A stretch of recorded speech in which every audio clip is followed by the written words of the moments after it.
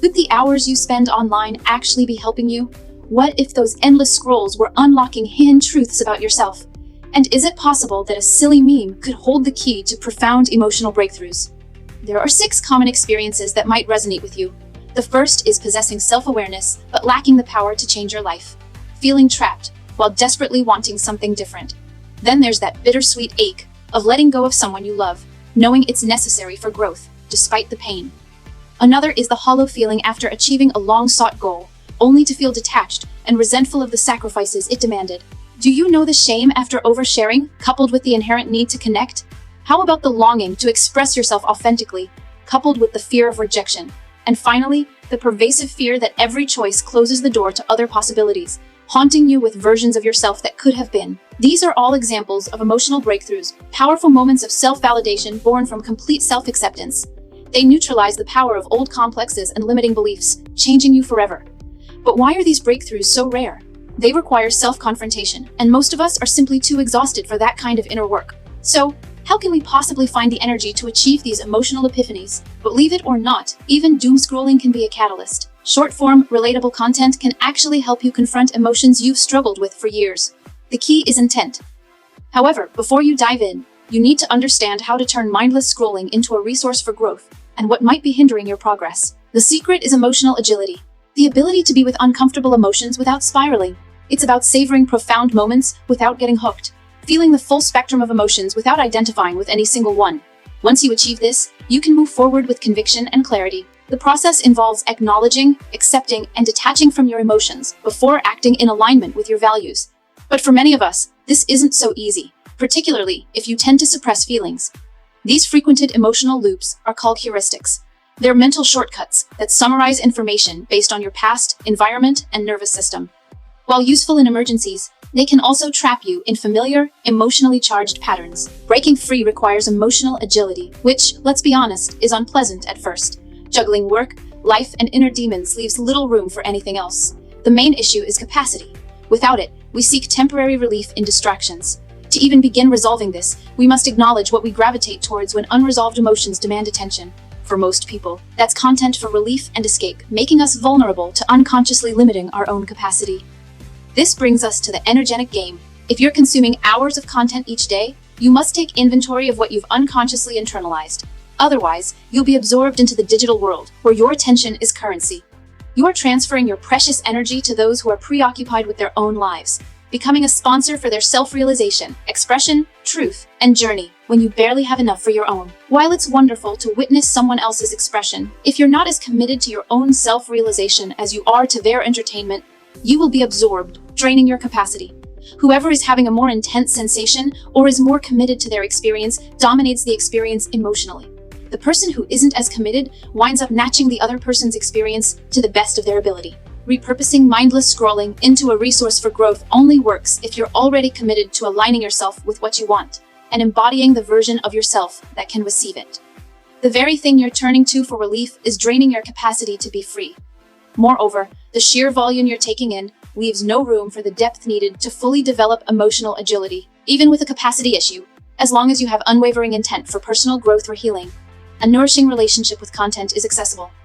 Setting an intention reroutes the energy you used to pay with to consume distractions back to you, back to your self-realization. Even if you don't know what you want, commit to finding out your intention. The energetic game is the #1 reason we have nothing left for what we so desperately want to do. Knowing how to protect your energy and respect your intention will be the difference between content getting in your way and it becoming your way out. Validating emotions is more complex than most realize.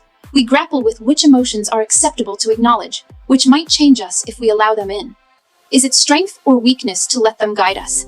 And who might we lose if we choose to express them? However, some universal experiences offer glimpses into emotional freedom without any effort. These are instances where feeling simply feels good, where it's easy. One such exception, which became my model for using content, is a mutually vulnerable, safe conversation between 2 authentic people. It's that "I can't believe we just spent hours talking" kind of connection, leaving you feeling clear, inspired, and honored by the depth you shared. These interactions are profoundly healing, forming a deep connection with the self through unconditional acceptance and support. It demonstrates that nothing is more powerful than being seen, even if it's by someone you'll never see again. Ironically, that's what we unconsciously experience through relatable, lighthearted content. We're relieved to discover we're not alone in our taboo thoughts, feelings, and ways of being.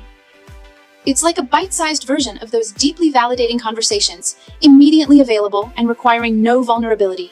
The catch, of course, is that overconsumption is addictive. This awareness often brings immense shame for constantly falling for it. But maybe, if we dissolve the shame and instead seek understanding, we can demystify it. Doomscrolling isn't inherently fulfilling. It's simply another means of relief. We use it to covertly access unfelt parts of ourselves, or to quiet the parts we prefer not to feel. Entertaining, relatable content is readily available, and we reach for it because it has become the modern emotional dialect, bridging the gap between isolated feelings and the solace of collective experience. This isn't emotional agility in the traditional sense, but it has potential.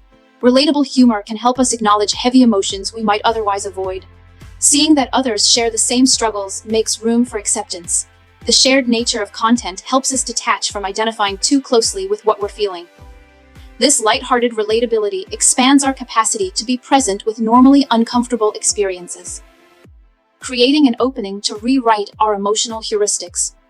Normally, the pull of familiar mental and emotional loops is incredibly hard to resist when you're already drained.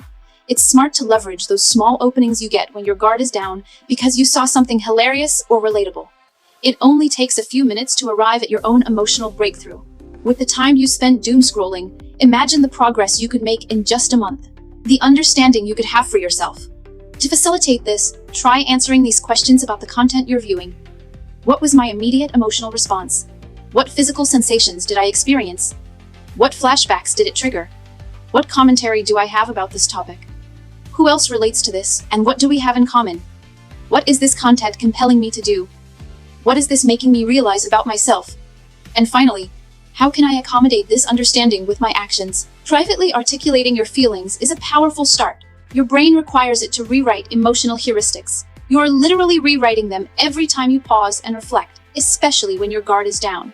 The more you extend this window of curious reflection, the more you can give yourself the same empathic containment you receive from deeply validating conversations. Even fleeting moments of joy witnessed online can serve as a reminder to embrace our own inner child, fostering a sense of playfulness and lightness in our daily lives.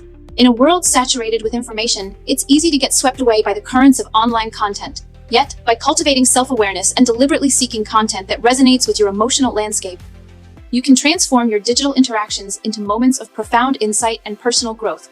The key lies not in abandoning technology, but in harnessing its potential to illuminate the path towards self-discovery and emotional well-being.